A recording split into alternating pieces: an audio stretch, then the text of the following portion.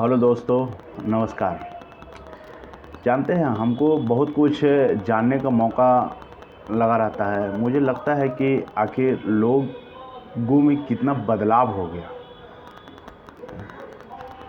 ज़रा आप ये सोच के बताइए कि आज जो बिहार प्रशासनिक सेवा के जो अधिकारी और कर्मचारी हैं, वो अपने स्वार्थ के लिए कहीं तक भी जा सकते हैं।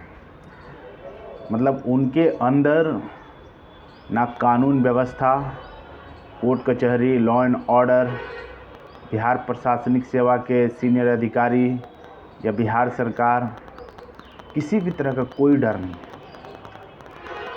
जितने भी बिहार प्रशासनिक सेवा के अधिकारी हैं, अप टू 80 to 90%, वो लोग अपने स्वार्थ के लिए किसी भी आम पब्लिक का बात नहीं सुनना चाहते हैं।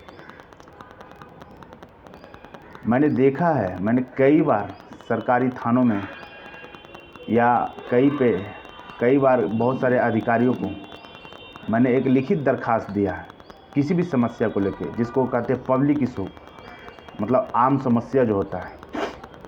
लेकिन आज तक किसी पर भी कार्रवाई नहीं किया गया। जानते हैं, इसका मेन वजह यही है कि वो प्रशासनिक अधिकारी जो है ये सोचते हैं कि अगर ये सामने वाला जो व्यक्ति शिकायत करता है, अगर किसी जनप्रतिनिधि का अगर आदमी है या किसी भी बड़े प्रशासनिक या आला अधिकारियों के आदमी हैं, या तीसरा कोई बड़ा गुंडा या माफिया उसका आदमी है, तब इस बात को या इनके दिए हुए आवेदन पर कार्रवाई करना चाहिए, या इनकी जो भी समस्या है काम करना चाहिए। क्या लॉ एंड ऑर्डर या भारतीय संविधान या कानून व्यवस्था यह कहता है? नहीं। तो सवाल ये उठता है कि आप किसी भी चीज़ को इतना नज़रअंदाज क्यों करते हो? समस्या इसी में बढ़ता है। मैं ऐसा ही एक कहानी आज आपको बताता हूँ कि मैंने एक व्यक्ति को देखा, एक व्यक्ति का मैटर है। उन्होंने बिहार लोक शिकायत निवारण अधिकारी के पास में एक लिखित एप्लीकेशन के साथ एक जन समस्या दिया। उस जन समस्या में ये था कि एक रैयती ज़मीन में किसी घर मालिकों के द्वारा उसके रैयती ज़मीन में घर का नाला का पानी गिराया जाता था। उसको कहा गया कि आप सड़क के बीचों बीच से रास्ता बनाकर या अपने घर के तरफ से नाली का रास्ता या पाइप बिछाकर आप जो सरकारी ज़मीन है, आम गजमजरुआ ज़मीन है, या जहाँ पे खाई पाइन या जो भी है, जहाँ पे और भी जगह का नाले का पानी गिर रहा है सरकारी योजनाओं के द्वारा, वहाँ पे आप गिराइए, ना कि किसी के रैयत खेत में गिराकर किसी का फसल का नुकसान कीजिए। लेकिन वो व्यक्ति सुनने को अवलदार ही नहीं है। इसीलिए नहीं सुनने का अवलदार है कि उनके अंदर ये लगता है कि बिहार प्रशासनिक सेवा के अधिकारी, स्पेशली जो बिहार सरकार के थाना हैं, वो हमारे कब्जे में है। क्यों? क्योंकि हम उनको हफ्ते देते हैं। अगर आप हफ्ता देते हैं, इसका मतलब कोई आम नागरिक को किसी में बस में नहीं कर सकते हैं। अगर आप बस में कर रहे हैं या किसी पर प्रताड़ित कर रहे हैं, तो ये डबल संगीन अपराध है हमारे हिसाब से। इस मैटर में ये हुआ कि जन लोक शिकायत अधिकारी के पास, बिहार सरकार का जो लोक शिकायत अधिकारी है, उनके पास ये लिखित आवेदन दिया गया कि सर, हमारी रैयत खेत में जो घर का पानी गिराया जाता है उसे रोका जाए, और जो घर मालिक हैं उनका अपना जो खेत का रैयत है उसमें गिरावे, तब तक सरकारी नाली या आम पब्लिक के द्वारा यानी व्यक्तिगत तौर पर नाली ना बनाया जाता। ये ऐसा दरखास्त लिखकर लोक शिकायत अधिकारी को दिया गया। लेकिन वहाँ पर जो रिसीविंग करने वाले हैं, उन्होंने उसमें सीधा स्टेटमेंट लिख दिया कि नए नाली का निर्माण करने के संबंध में ये परिवाद या शिकायत किया गया है।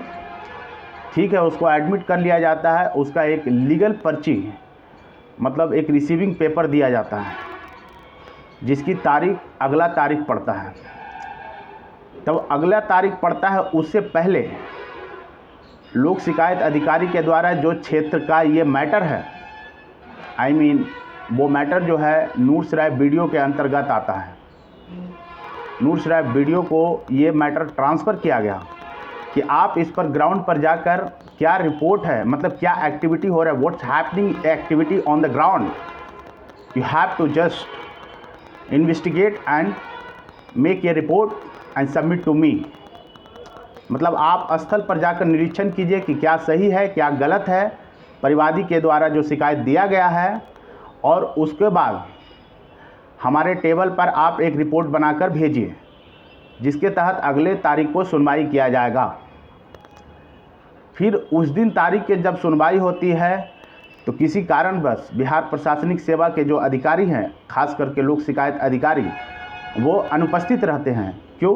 क्योंकि किसी भी प्रोफेशनल काम के वजह से वो बाहर चले जाते हैं, लेकिन शिकायतकर्ता उस दिन उपस्थित होता है और जो उपस्थित पंजी है उसमें सिग्नेचर कर कर वो वापस लौट जाता है। फिर अगले तारीख पड़ता है, लेकिन नेक्स्ट तारीख को शिकायतकर्ता का बिजी होने की वजह से वो किसी भी तरह से लोक शिकायत अधिकारी के पास नहीं पहुंचता है।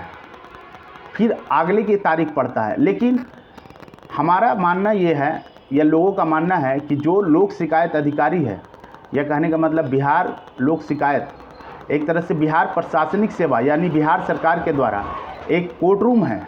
मतलब जिस तरह से न्यायपालिका में आपको सिविल कोर्ट में एक क्रिमिनल केसेस या सिविल केसेस चलते हैं, उसी तरह एक यहाँ पे भी कोर्ट रूम चलता है जिसमें एक जजेस के रूप में लोक शिकायत अधिकारी बैठते हैं और एक तरफ मतलब है जो कि आपको शिकायतकर्ता बैठते हैं, और एक तरफ शिकायतकर्ता जिसके खिलाफ यानी जिस भी सरकारी विभाग के खिलाफ ये दरखास्त दिया गया है, जिसके खिलाफ मतलब जिसके अंतर्गत ये मैटर आता है, उस विभाग के जो जिला के हेड पदाधिकारी होते हैं या खास करके जो क्षेत्रीय पदाधिकारी होते हैं, नूरसराय वीडियो को उपस्थित होने की बजरिए नोटिस इंतलाक किया गया। लेकिन वो आते हैं, वो अपना पक्ष रखते हैं और इसके बाद अगले मुद्दे पर उनका बहस चलता है। तो बहस में ये होता है कि भाई जो भी है इनको समस्या का समाधान करना चाहिए, लेकिन ये होता है कि मैटर किसी भी तरह का दिया जाता है, लेकिन उस मैटर को डाइवर्ट करके लोग अपनी तरफ से या कहे अपनी बातों के